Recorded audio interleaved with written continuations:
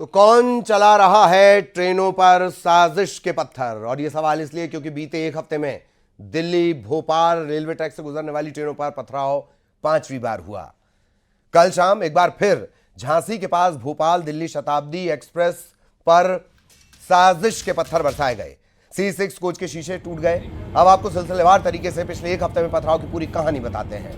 पहला पथराव भोपाल से दिल्ली जा रही वंदे भारत ट्रेन पर हुआ। सोनागिरी के पास कुछ असामाजिक तत्वों ने पथराव की घटना को अंजाम दिया। दूसरी बार पथराव दतिया के पास दिल्ली शताब्दी एक्सप्रेस ट्रेन पर पथराव हुआ और इसी हफ्ते तीसरा पथराव भी शताब्दी एक्सप्रेस ट्रेन पर ग्वालियर के रायरू के पास हुआ। चौथी बार पथराव विदिशा के पास हुआ। ट्रेन वही थी, शताब्दी एक्सप्रेस। और फिर पांचवी बार कल शाम को पथराव शताब्दी एक्सप्रेस पर हुआ। इस बार जगह थी झांसी। पत्थरबाजी की घटनाओं से यात्रियों में दहशत है। बताया जा रहा है कि मंगलवार को जिस ट्रेन में पथराव हुआ उसमें प्रदेश के स्वास्थ्य राज्य मंत्री नरेंद्र शिवाजी पटेल भी यात्रा कर रहे थे। प्रशासन ही जवाबदार है, इतनी सख्ती रखना चाहिए। अगर शताब्दी जैसी ट्रेन में अगर इस तरीके की घटनाएं होंगी तो आम ट्रेनों का और आम नागरिकों का क्या होगा सर? कई बार जो है शताब्दी के कोचों में पथराव हुआ है और कांच टूटे हुए, कभी कभी तो दोनों कांच भी टूटे हैं। उसके लिए जो है प्रशासन कार्रवाई कर रहा है और संज्ञान में है आरपीएफ। से मैं रहूं या कोई साधारण नागरिक रहे, सबकी सुरक्षा अनिवार्य है और किसी की सुरक्षा, नागरिकों की सुरक्षा को इस तरह से यदि कोई खंडित करने का प्रयास कर रहा है तो निश्चित रूप से ये हम एक चुनौती के रूप में लेंगे और इस ऐसे असामाजिक तत्वों को पहचान करके कठोर दंडात्मक कार्रवाई करेंगे। तो सबसे बड़ा सवाल यही बना हुआ है, कौन है ये पत्थरबाज जो इस तरह ट्रेनों पर पत्थर बरसा रहे हैं? क्या है इनका टारगेट? और सिर्फ स्पेसिफिक कैटेगरी ट्रेन्स। ग्वालियर से सहयोगी सुशील हमारे साथ जुड़ गए। सुशील के पास आपको लिए चलेंगे। सुशील, साजिश का पत्थरबाज कौन?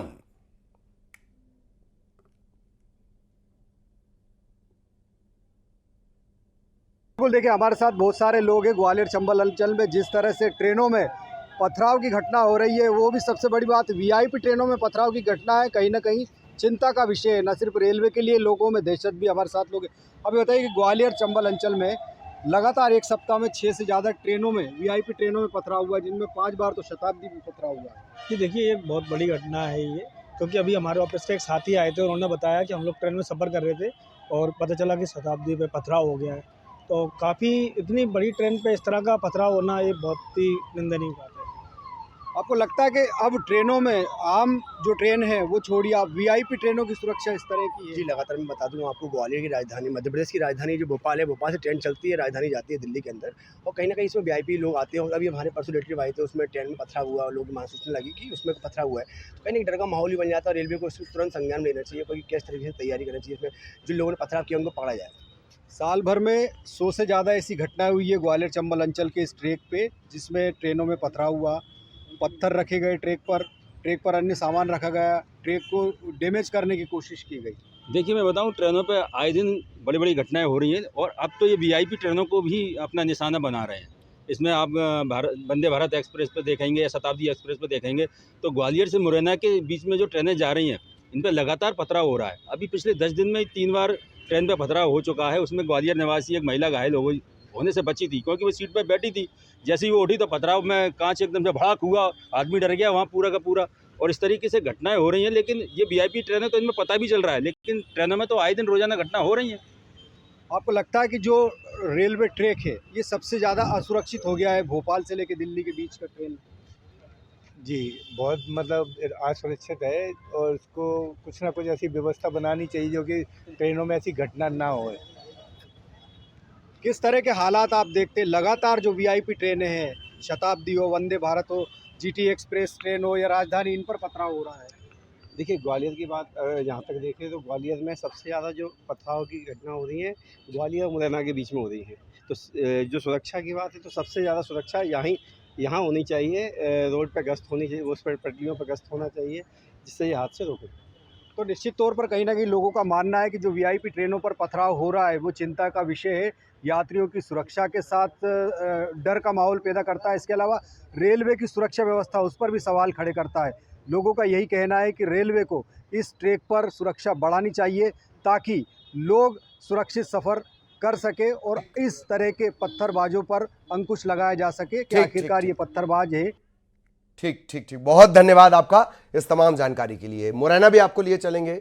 मुरैना से सहयोगी अमित हमारे साथ जुड़े हुए हैं। अमित, क्या कुछ रिएक्शन, क्या कुछ जानकारी? देखिए, जहां तक ग्वालियर की बात की जाए तो ग्वालियर के अलावा अब मुरैना में भी ट्रेनों पर पथराव की खबरें आ रही हैं। देर रात को चेन्नई के लिए जा रही जीटी एक्सप्रेस पर पथराव की खबरें आई थी। उसके बाद 5 से 6 लोगों की घायल होने की भी खबर आई थी। लेकिन इसको लेकर के पैसेंजर्स क्या सोचते हैं और उन्हें कितना डर लगा रहता है, इसे लेकर के हम बात कर लेते हैं।